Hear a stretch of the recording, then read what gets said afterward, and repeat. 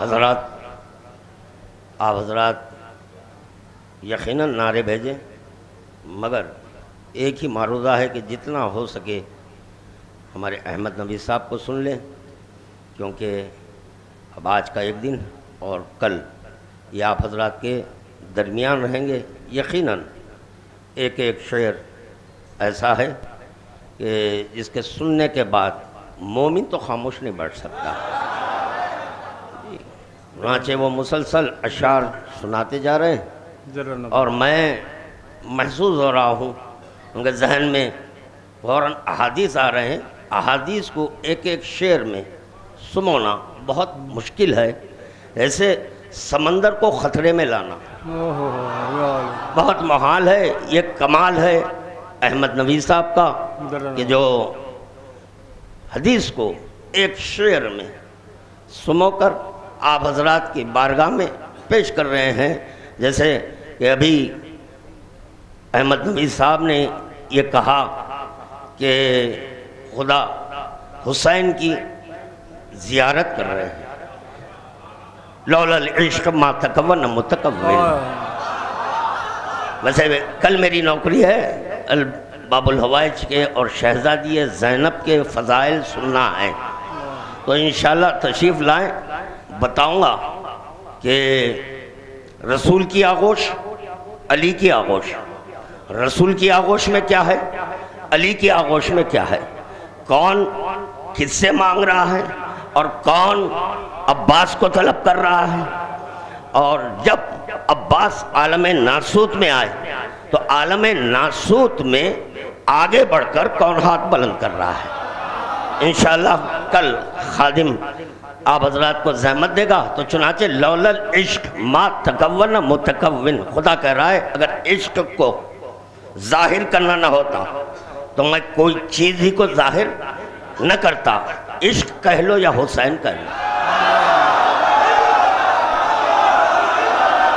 حسین کہہ لو یا عشق کہہ لو۔ اور لوگ کہتے ہیں اللہ بے نیاز ہے۔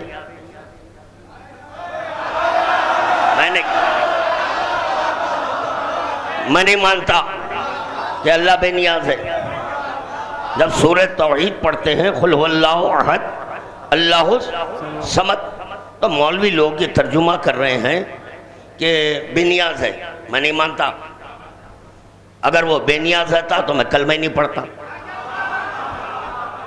یہ میں اپنی ذات کی حد تک گفتگو کر رہا ہوں۔ خدا بے نیاز نہیں ہے، خدا بے نیاز نہیں ہے، خدا کی قسم خدا بے نیاز نہیں ہے۔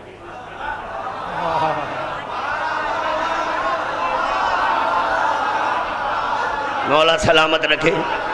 ایک جملہ سن لیں، کیوں کہہ رہا ہے خادم خدا بے نیاز نہیں ہے؟ ہر ایک اپنی ذات کا نیاز مند ہے،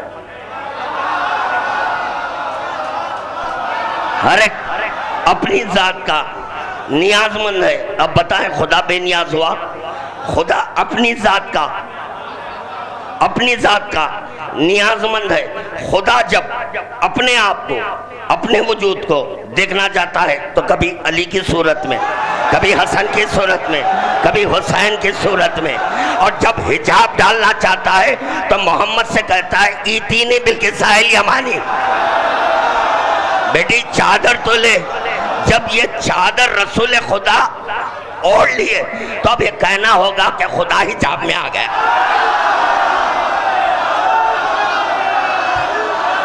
اور دوسری حدیث کیا کروں میں، زیارت اس وقت تک نہیں کیا جب تک کہ عارف حسین نہیں ہوا، حتی المقدور۔ میں نے کہہ رہا ہوں مکمل عارف ہوا، خدا کی قسم اگر میں مکمل عارف حسین ہو جاؤں تو خاتم الانبیاء ہو جاؤں۔ میں نبوت کا دعویٰ نہیں کیا کہ میں عارف ہوں، عارف حسین جو ہو جائے خدا وند عالم اس کا اکرام کرتا ہے۔ حدیث قدسی ہے، خدا کہہ رہا ہے اے رسول میں نے تمہارا اکرام کیا ہے حسن اور حسین کے سبب۔ حسن اور حسین کے سبب خداوند عالم نے رسول خدا کا اکرام کیا ہے۔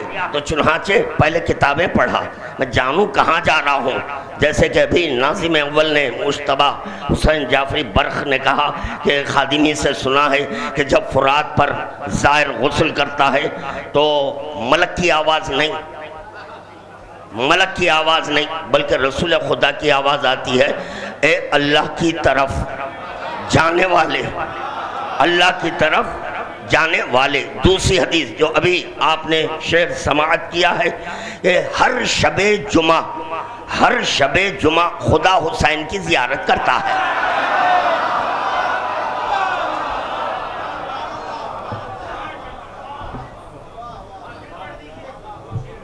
میں پڑھتا ہوں۔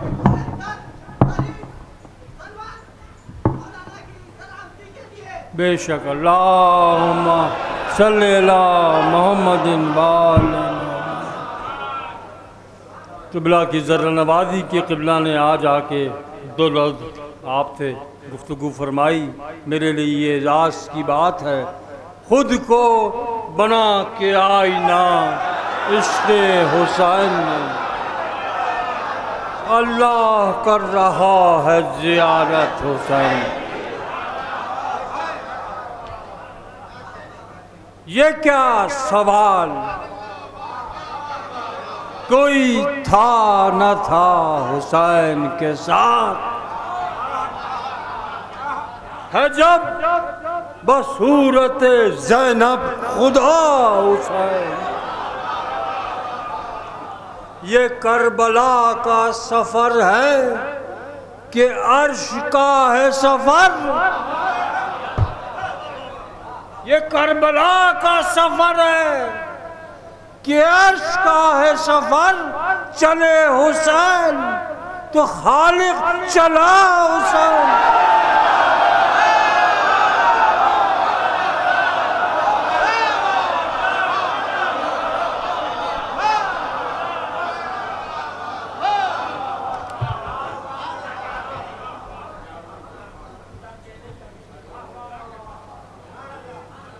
چلے حسین تو خالق چلا حسین کے ساتھ، وہی زمان و مکان سے نکل سکا ہے کہ جو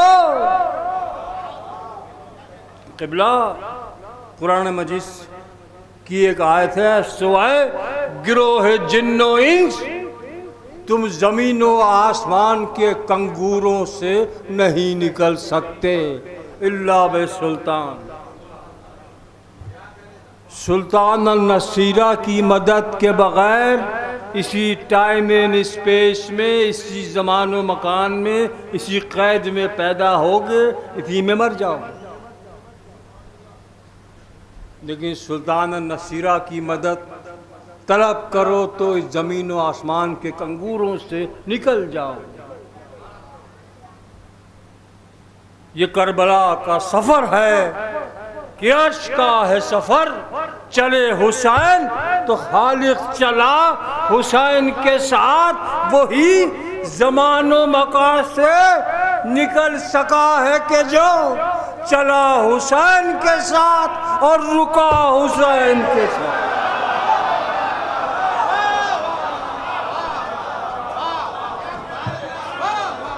وہی زمان و مکان سے نکل سکا ہے کہ جو چلا حسین کے ساتھ اور رکا حسین کے ساتھ۔ یہ کربلا کا سفر ہے، وہی گلا ہے۔ حضرات یہ شعر آپ تک پہنچنا بہت ضروری ہے۔ وہی گلا ہے جو کٹ کر بھی دے صدائے الست۔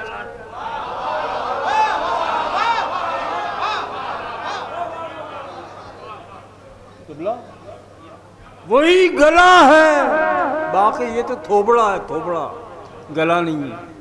وہی گلا ہے جو کٹ کر بھی دے صدائے الست، وہی ہے سر جو ہو تن سے جدا حسین کے ساتھ۔